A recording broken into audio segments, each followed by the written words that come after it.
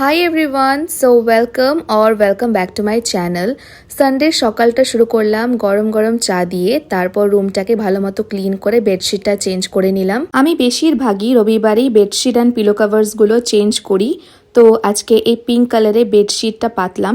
তারপর ব্রেকফাস্ট করে স্নান করে নিয়েছিলাম। আজকে একটা অন্নপ্রাশনের ইনভিটেশন আছে, তো সন্ধ্যাবেলায় পার্টিতে পরে যাওয়ার জন্য শাড়ি অ্যান্ড মেকআপ আইটেমসগুলো বের করে রাখলাম। তারপর রেডি হওয়া স্টার্ট করলাম।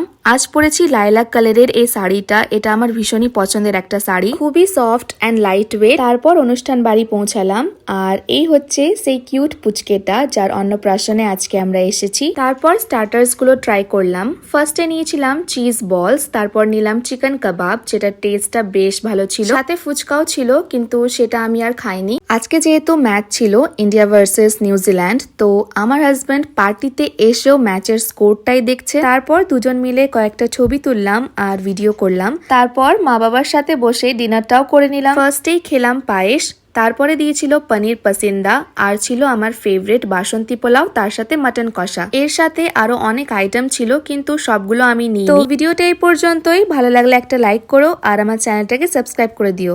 দেখা হচ্ছে পরে ভিডিওতে। টাটা।